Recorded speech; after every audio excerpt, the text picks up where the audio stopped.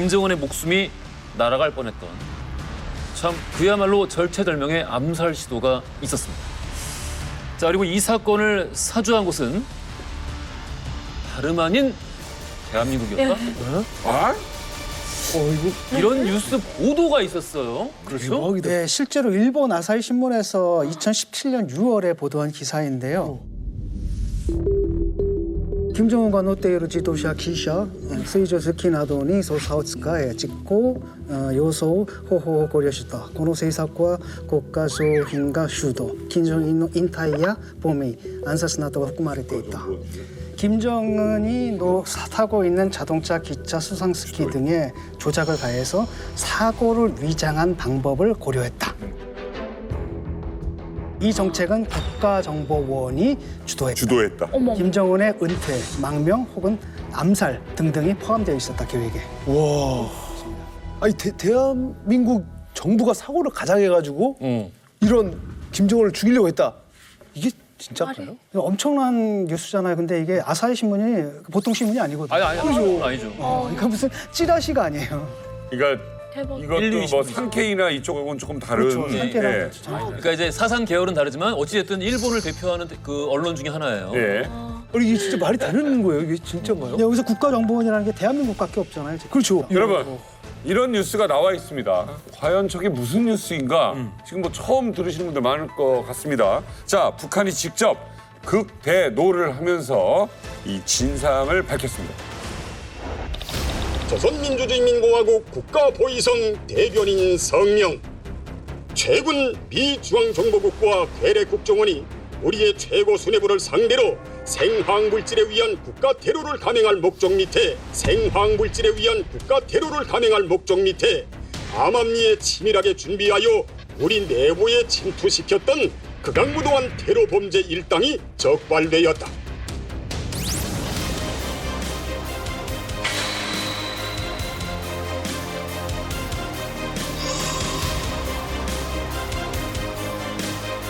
최고 수뇌부 가까이에 접근하지 않고도 방사성 물질이나 나노 형태의 독성 물질과 같은 생화학 물질을 이용한 암살 방법이 최고의 방법이며 6개월 혹은 1년 후에는 치명적 결과가 나타난다는 것. 이후 평양에 자리 잡은 김모놈과 생화학 물질에 위한 테러를 직접 실행할 대상에 대한 매수 및 행사장 침투 수법을 제시해주면서 가장 효과적이고 성공 확률이 높으며 안전한 수법을 선택하여 보고하라는 지령을 주었다.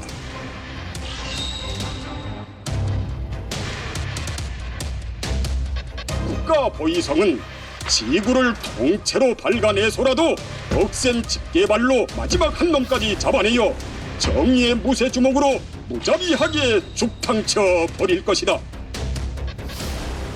어우, 그걸 안 웃고 어떻게 저걸 읽을 수 있지? 저걸 집게발로 익숙한 거예요. 지구를 다 밟아서 뚫어서. 집게벌, 호모사피엔스가 집게벌이고. 근데 이거 아니요, 근데 지금 웃음 참고 있는 거 아니에요? 어찌됐든 아사히 신문 정도 되는 매체가 저 정도 진짜 어떤 지금 바로 이웃 국가의 국정원을 딱 특정지어서 그러게. CIA와 함께 이런 종류의 작전을 수행했다라고 발표할 정도면 뭔가 소스가 있긴 있다라는 생각이 들어요. 실체하는 소스. 저도 그런데 저는 제가 취재한 내용도 있으니까 북한이 좀 과장되게 표현을 했어도 아사히랑 지금 북한이 직접 얘기하잖아요. 저는 어느 정도 실체적인 무언가는 있다고 봅니다. 그래요. 당시에 굉장히 구체적인 발표를 이어가는데 이 독살이죠. 독극물을 이용한 생화학적 방법으로 암살하려는 시도와 관련된 북한 내부 관계자를 이미 다 붙잡았다. 그래서 그 조직의 실체까지 우리는 다 파악하고 있고 여기에 대한민국 국정원이 어느 정도 연루돼 있다는 것도 우리가 다 알고 있다라고 계속 발표를 이어가요. 북한이. 그러면 이 북한 입장이잖아요. 그럼 이에 대해서 우리 정부도 당연히 기자들의 취재가 있었으니까 입장을 발표하는데 그 스피커 주체가 어디였냐면 통일부였거든요. 통일부 부대변인이 당시에 입장을 발표합니다. 우리 정부의 입장 발표를 보면 좀 궁금해지죠. 어떤 대응을 했을지. 그러네. 그래서 준비했습니다. 함께 이게 보시죠. 뭐야? 이런 게 있었어? 6월 30일. 이거 좀 몰랐네요, 저는. 최근 일부 외신에서 사실관계 확인이 안 된 잘못된 보도로 인해 남북 관계 또는 한미 관계에 불필요한 오해나 갈등을 초래할 우려가 있습니다. 이러한 차원에서 통일부에서는 관심 사항에 대해서 사실관계에 입각해서 명확하게 알려드리도록 노력해 나가겠습니다.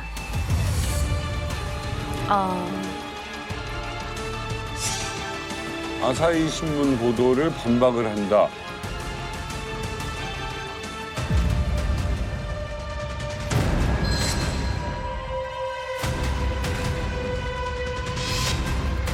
사실무근이라고 반응했다.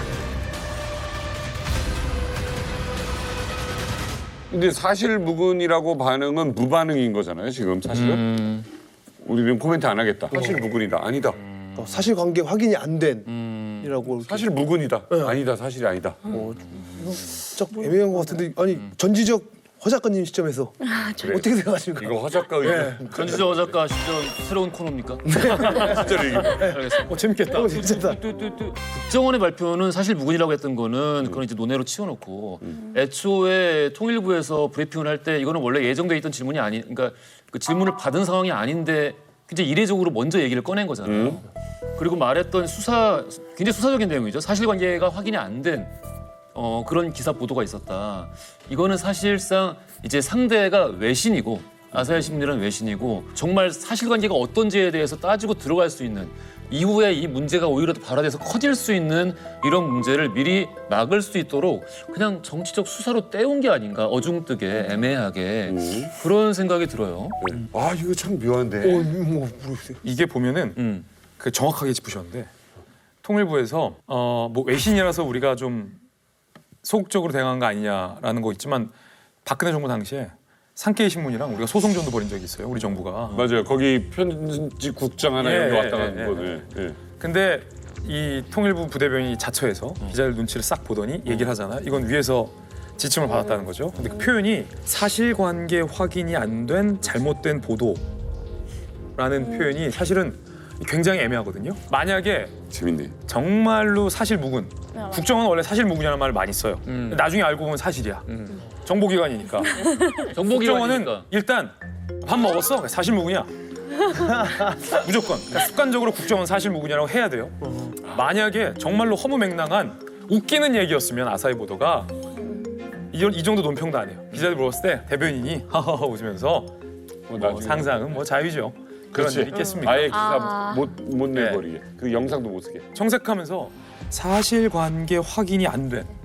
그럼 사실관계 확인을 해보면 뒤에 붙이잖아요. 통일부는 앞으로 사실관계 확인을 더 해보겠다라는 얘기도 뒤에 붙이잖아요. 뭔가 평소와 다른 굉장히 애매모호한 답변이라는 거죠.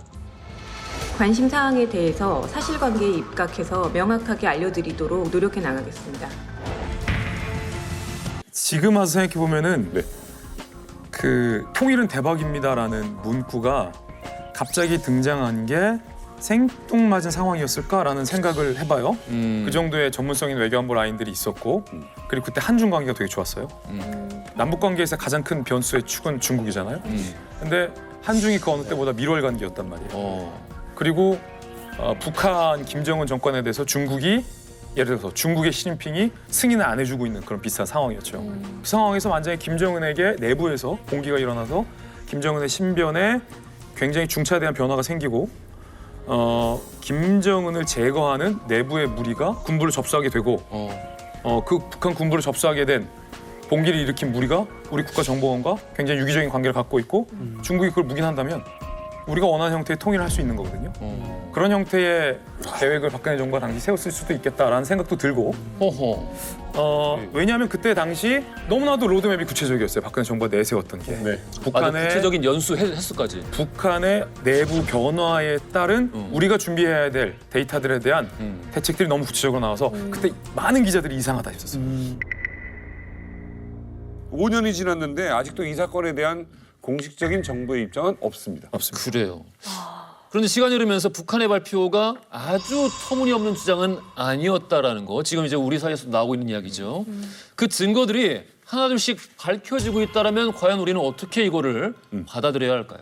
2017년에 있었던 김정은 암살 시도 오늘 이만갑에서는요 그 증거들의 퍼즐을 하나씩 맞춰가 보려고 합니다. 끝까지 지켜봐 주세요. 자, 김진 기자가 상황판으로 정리해드립니다. 예.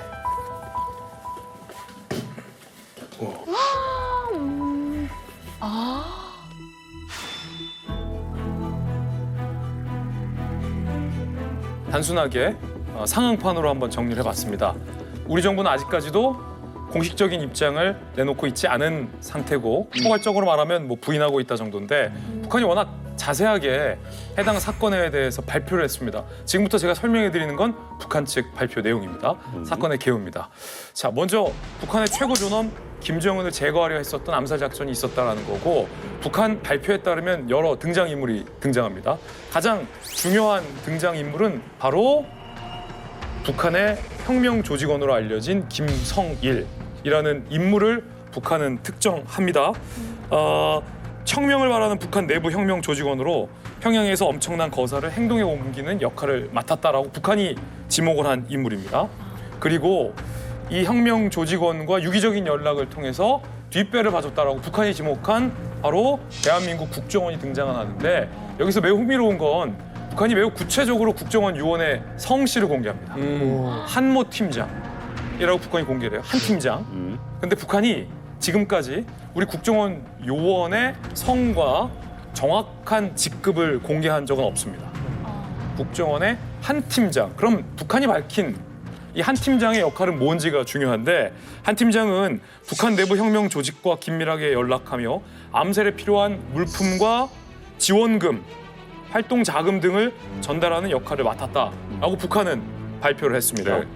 자, 중요한 건 이 국정원을 통해서 활동 자금이 어디로 전달되는지 돈의 흐름도 좀 살펴봐야 하는데 여기에서 세 번째 주요 등장인물이 등장합니다. 바로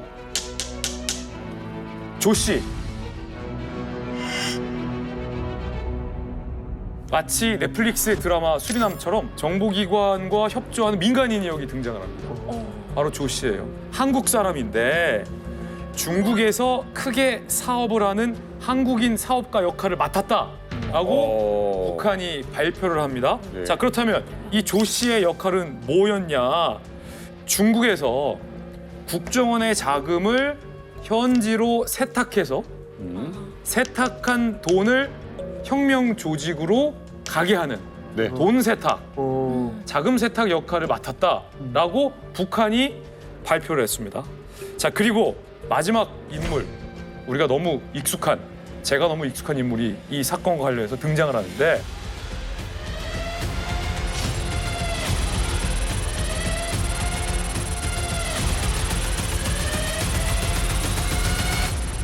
바로